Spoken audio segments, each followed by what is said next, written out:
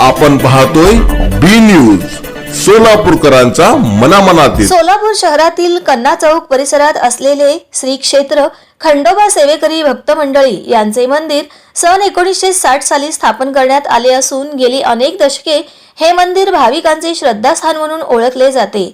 मंदिराचे मुख्य पुजारी नागेश शंकर मळगे हे नियमितपणे धार्मिक विधी, पूजा अर्चा व सेवा कार्य पार पाडत आहेत।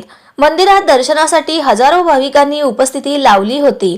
सकाळपासूनच मंदिर परिसरात भक्तांची मोठी गर्दी पाहायला मिळाली। भाविकांनी श्री खंडोबांचे दर्शन घेऊन कुटुंबाच्या सुखसमृद्धीसाठी प्रार्थना केली।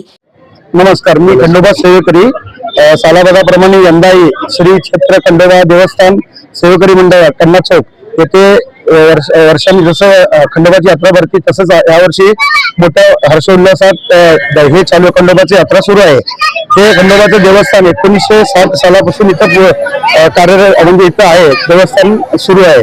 चंपाषष्ठी दिवशी काय करतो आपण, देवाचा संदर्भ कोटा वगैरे भरतो, भरल्यानंतर आपण परत मंगळा वाढवतो, काठी मिरवून आणतो, परत आणि दरवाजावर पूजा असते। पूजा झाल्यानंतर मग शेवट रविवारी काय असतं, विधी चालू होते, आत पूजा वगैरे संध्याकाळी अभिषेक वगैरे करून संध्याचं मिळून करतो आपण।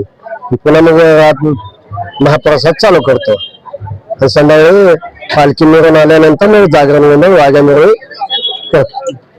जय मल्हार। नमस्कार, मी खंडोबा सेवेकरी बनशी दिगुटे श्री क्षेत्र खंडोबा देवस्थान सेवेकरी मंडळ आपल्या कन्ना चौक येथे मागील 1960 सालीपासून खंडोबाचं इथं वास्तव्य आहे। तेव्हापासून इथं जर षट महिन्यामध्ये 4 रविवाराचा हे यात्रा आहे, त्यामध्ये आज शेवटचा रविवार आहे।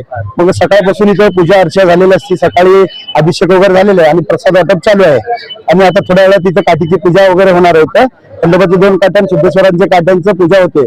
मग थोड्या वेळाने दुपारी 4 वाजता आमच्या इथून यात्रा निघते, पालखी आणि काठाचा यात्रा असते। इथं पूर्ण प्रभागात फिरून परत इथं यात्रेची सांगता होते आणि संध्याकाळी जागरण गोंधळाचा कार्यक्रम असतो।